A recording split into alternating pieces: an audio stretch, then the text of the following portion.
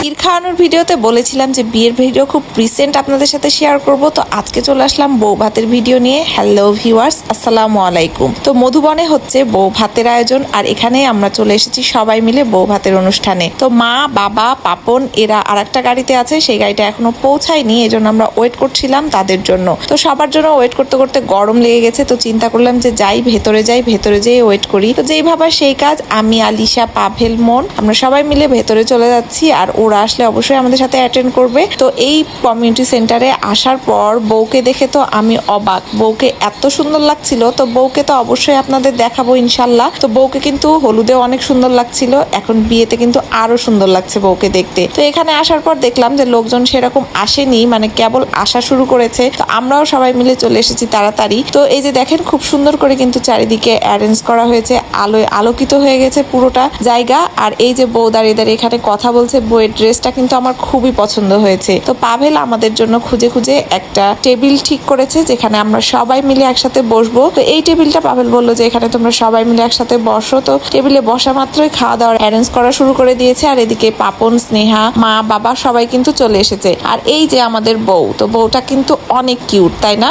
বউয়ের বিয়ের সাজটা অনেক সুন্দর ছিল। তো বাবাও চলে এসেছে। এখন মা, বাবা আমরা সবাই মিলে বউয়ের সাথে ছবি তোলার জন্য স্টেজে উঠে যাচ্ছি। তো কে কোথায় বসবো, কারণ আমরা অনেকজন লোক সংখ্যা, কে কোথায় বসবো সেটাই আসলে চিন্তা করছিলাম। তো তারপরে যারা ভিডিও ম্যান, ক্যামেরাম্যান ছিল, তো ওরাই আমাদের ঠিক করে দিচ্ছিল, আর আমরা সেই অনুপাতে সবাই বসে পড়লাম। আর এদিকে পাভেলকেও বললাম কিছু ভিডিও শুট করতে, যেন আমি আপনাদের সাথে শেয়ার করতে পারি। তো সবাই মিলে অনেকক্ষণ ধরে বউয়ের সাথে ভিডিও শুট করলাম, সাথে ফটো শুট করলাম। তো সবকিছু শেষ করলাম, আর এত সুন্দর করে স্টেজ আর বউ দুইজনই সেজেছিল। তো ভিডিও ফটোশুট না করলে তো হয়ই না। তারপরে বউয়ের সাথে একটু কথা বলছিলাম যে ওনার সাজটা কিন্তু অনেক সুন্দর হয়েছিল। তো বউ বললো যে এগুলো সবই নাকি সে চয়েস করেছে ঢাকা থেকে। সবাই কিন্তু খাওয়া দাওয়ার জন্য বসে গিয়েছি, এখন খাওয়া দাওয়া শুরু করব। আর বর কিন্তু আসতে অনেক দেরি করছিল। তারপরে বর চলে এসেছে, বরের ভিডিও আপনাদের সাথে শেয়ার করব। আমাদের বর থাকে কানাডায়, তো বিয়ে করার জন্য আসলে দেশে এসেছে। আর এই যে দেখেন আমরা কিন্তু সবাই মিলে মজা করে খাওয়া শুরু করেছি। তো খাবার দাবার সবকিছুই মোটামুটি ঠিক ছিল, কিন্তু সব থেকে বেশি ভালো লেগেছে আমার কাছে এখানকার জর্দা পোলাওটা এত মজার ছিল কি আর বলবো।